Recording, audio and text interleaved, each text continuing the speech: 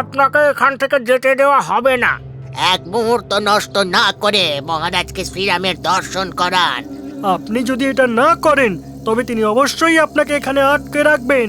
তাদের এই কথা শুনে তুলসীদাস রাম ভক্ত রাজপুত্র হনুমান মারুতিকে স্মরণ করতে লাগলেন।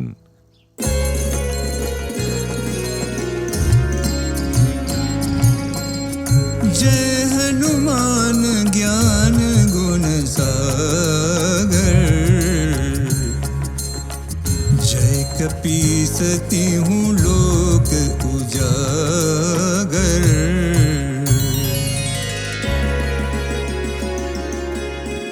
मारुति नंदन संकट मोचन, इतना कर दो काम हमारा, सबके मन की लंका जला के भर दो उसमें तुम उजियारा, भर दो उसमें तुम उजियारा।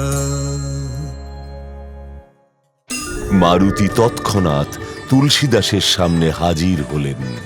আমি চরম দুর্দশার মধ্যে আছি এবং তাই আমি আপনার কথা ভেবেছি। আপনি এখন আমার এই কষ্ট দূর করুন এবং ঈশ্বরের নামের মহিমা বৃদ্ধি করুন। মারুতি তখন এক আশ্চর্য অলৌকিক ঘটনা ঘটালেন।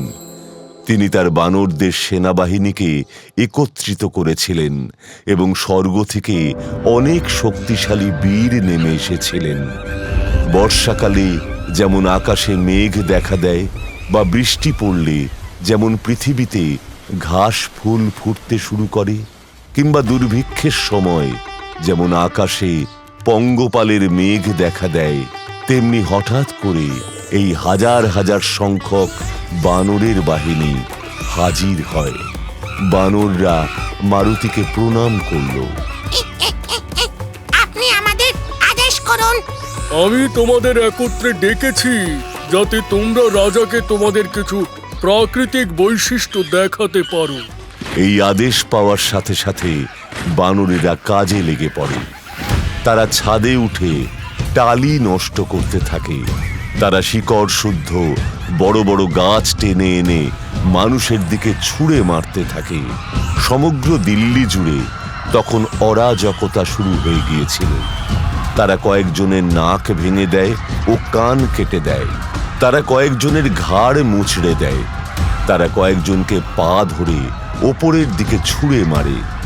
মহিলারা মাথায় জলের কলস নিয়ে যমুনা নদীতে যাওয়ার সময় তাদের কাছ থেকে কাপড় ছিনিয়ে নিয়ে নদীতে ফেলে দেয়। বৃদ্ধ বৃদ্ধারা যখন গলি থেকে বেরিয়ে যাচ্ছিলেন তখন বানররা তাদের ধরে ফেলে এবং তাদের দাড়ি এবং চুলের বিনুনি একসাথে বেঁধে রেখে পালিয়ে যায়। যেসব দুষ্ট বণিকরা কখনো কাউকে খাবার দেয়নি, বানররা তাদের ভাণ্ডার ভেঙে তাদের জিনিসপত্র নিয়ে গেল। তারপর তারা রাজার প্রাসাদে ঢুকে বহু লোকের নাক কান কেটে ফেলল। এ নিয়েও ব্যাপক হইচই পড়ে যায়। রাজার পত্নীদের গায়ে বানরগুলো এসে নোংরা জল ছুঁড়ে মারে। এরপর এই সব লোকেদের জামা কাপড় এবং অলংকারগুলো দখল করে দরিদ্রের বা যাদের খাদ্যের অভাব ছিল তাদের দিয়ে দিল। তারা গরিবকে ধনী করল। রাজার চাকরেরা তাড়াহুড়ো করে তাকে জানালেন কি ঘটছে। বানরের একটা বাহিনী এসেছে এবং তারা সবকিছু ধ্বংস করছে। বৃষ্টির আগে যেমন আকাশ মেঘাচ্ছন্ন হয়ে যায়, দিল্লি শহরে সেভাবেই বানরের ভিড় লেগে গিয়েছে। ওরা প্রচন্ড রেগে আছে এবং চারিদিকে হইচই পড়ে গিয়েছে। সবকিছু ধ্বংসের সময় এসে গেছে মনে হয়। তুলসীদাস একজন বৈষ্ণব, আপনার তাকে অত্যাচার করা উচিত নয়। বানরদের ক্ষোভ বেড়ে গেলে পুরো দিল্লি শহর ধ্বংস হবে। রাজা এই পুরো ঘটনাকে খুব অসাধারণ মনে করলেন এবং স্বীকার করলেন যে তিনি গর্হিত অপরাধ করেছেন। দুর্বা যখন অম্বরীষাকে অত্যাচার করেছিল তখন তাকে অপমানিত হতে হয়েছিল। একই জিনিস আমার সাথে হয়েছে। আমি আমার অন্যায়ের কথা স্বীকার করছি। হে বিষ্ণুর ভক্ত, এই বানর বাহিনীকে সংযত করুন।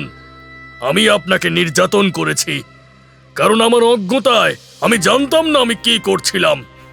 দুর্যোধন পবিত্র দ্রৌপদীকে অত্যাচার করার চেষ্টা করলে অপমানিত হন, তাই আপনার উপর অত্যাচার করার জন্য আমার সাথে এমনটা হয়েছে। আপনি শ্রীরামকে দেখতে চেয়েছিলেন, তাঁরই সেনাবাহিনী এসেছে। ঠিক যেমন ভোরবেলায় সূর্য ওঠে, তার আগে সারা বিশ্বে আলো ছড়িয়ে পড়ে, তেমনি মহান রামের পদার্পণের আগে তার সেনাবাহিনী এসেছে। হে রাজা, শ্রবণ ইচ্ছার জন্ম দেয়, ধ্যান ভক্তি উৎপন্ন করে।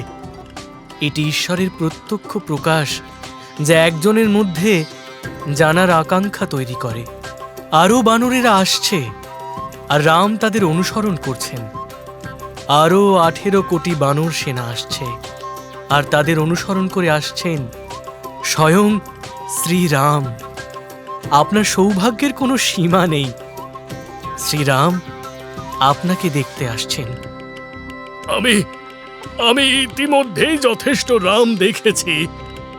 এরপর তিনি তুলসীদাসের কাছে এসে হাত জোড় করে তাঁর সামনে দাঁড়ালেন। আমি তার ক্ষমতা বুঝতে পারিনি। যদি 10,000 বানর বাহিনী এইরূপ ধ্বংসলীলা চালাতে পারে, তবে তো 18 কোটি বানরের আগমন মানে সেটাই হবে এই পৃথিবীর অন্তিম দিন। এই বলে রাজা তার পা জড়িয়ে ধরলেন।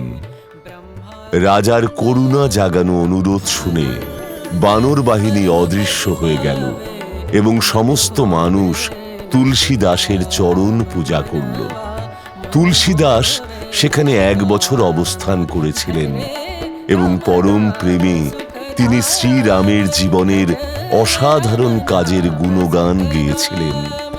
দিল্লির সমস্ত বাসিন্দারা এখন ক্রমাগত ঈশ্বরের নাম উচ্চারণ করতে শুরু করেছে, আর অজ্ঞান ও নিস্তেজ মনের লোকেরা তাঁর সংসর্গে জ্ঞানী হয়ে উঠেছেন।